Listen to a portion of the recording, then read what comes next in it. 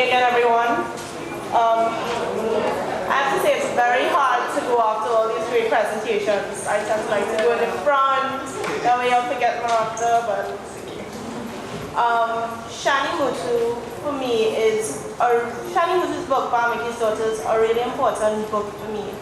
Well, firstly because I love literature, my bachelor's in literature, and to me, the representation of a society is best captured within a book, and how people interact, and yeah.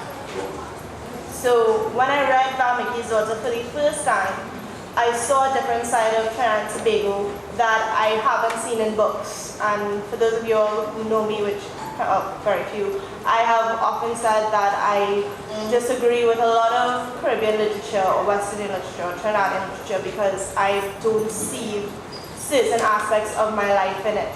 And when I read Shani Mutu's Bamiki's Daughter, I see the lives of my friends, the lives of the difficulty of being gay and not being able to say it, the difficulty of having feelings and not understanding what it means.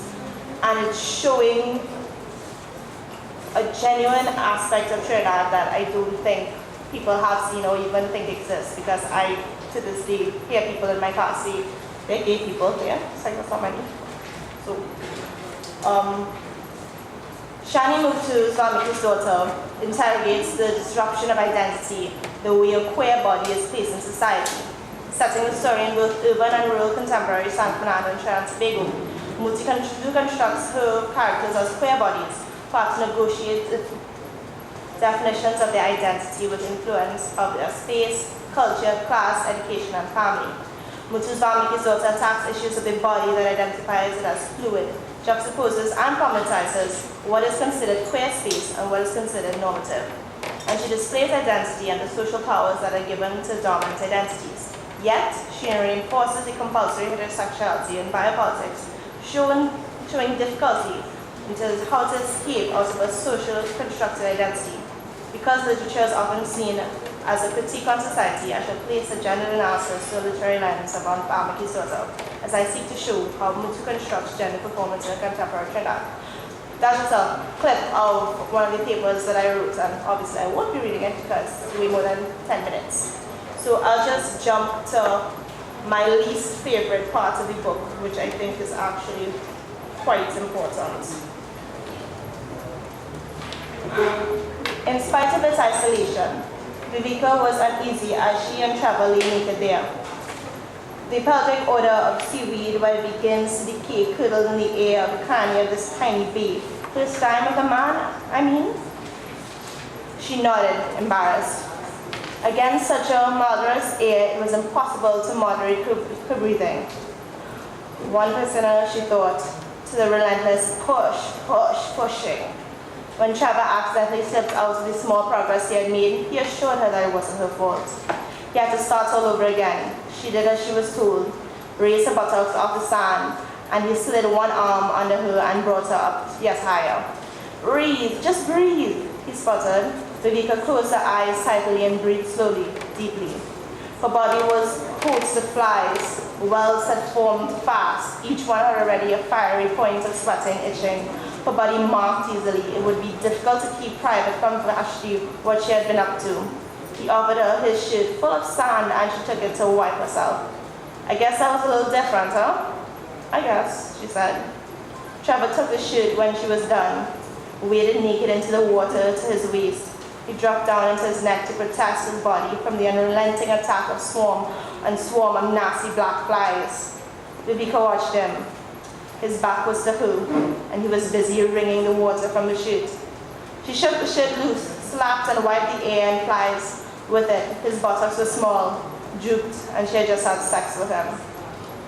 This is Vivica, Bamiki's Daughter's first sexual encounter with a man. Her previous sexual encounter was with a woman, Anik, a woman who I believe she deeply loves. However, Anik is having a baby with her husband, Nayan. It's a very complicated book, this book.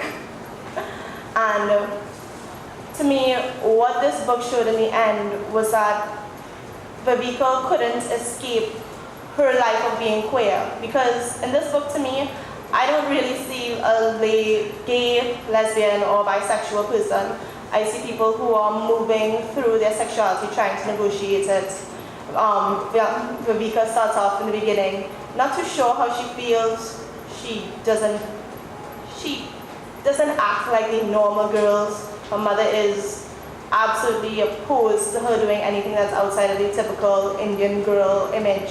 She can't play volleyball. She can't, the way she dresses, the way she looks. Even her father, who is in all essence a man who has sex with men on the down low, says how not even he would marry her. And it's this constant reinforcing of gender. So let me just go to my favorite part of the book. Now I have to ask you all to excuse my French because it's very poor, even though my last name is Espinet. Once she and Viveka were alone, Anna initiated the French conversation practice had begun by phone over the past couple of weeks. D'accord, mais je suis timide, ventured Viveka. Pas timide? Oh, okay. Je suis timide. Is that better? Oui, très bien. Monsieur, si tu délibères en bon, assez délibère. Oh my God, I didn't. Je ne comprends a single mot. Tu as dit? You'll have to lentement. Okay, let me try this. Vous parlez pour s'il vous plaît? This kind of exchange seemed oddly more intimate to Viveka than when she and Elliot had kissed. It was a little frightening, and yet she felt brazen. She had pushed Elliot away, but now she easily laid vulnerable, fumbling for language like a cloak of the ground for Anik to tread on. It was Anik who eventually called the impromptu session to a close, and the two women reverted to English. It was as if they had been in a movie theater, watching something beautiful, yet a little illicit. And suddenly the movie had ended, and the lights had come on. But now that they were alone, Anik spoke English with much less hesitation than she had done at the table. And this too seemed intimate. There grew between them a boldness and a closeness that if both frightened and weakened Viveka. There had been wine at the dinner table. They had drunk modestly and eaten heartily. There had been a couple of hours, and now Viveka felt as pleasantly drunk as if she and Anik had just shared a magnum between them. Eventually, Nayan rolled his car up. Viveka could see him making his way in drunken bliss to the door. Anik appeared suddenly sober in the glare of his presence. He wanted to sit with them on the patio, stay for a while, but Anik insisted on leaving right away. After they left, Viveka looked up at the house and readied herself as quietly as she could for bed. She lay wide awake for hours thinking about what had transpired between her and Anik, and when they had been left alone. Anik had been sitting on the love seat of the patio steps, and Viveka, at first, on an armchair. She had gone to the kitchen to get them both drinks of sorrow, and when she returned, she tucked herself into the love seat, managing in that small sofa to create enough space between them for still another person to slide in. Both women now looked straight out into the darkness of the garden, the lights of Point of Pierre shimmering beyond. Anik had rested her hands in the space between them, close to Viveka's knee, and Viveka could feel Anik's hand as if they were aflame, big and bright as one on the oil rigs in the Gulf. She glanced down at it, so much wanting to pick it up as if it were a delicate leaf, turn it over and examine it.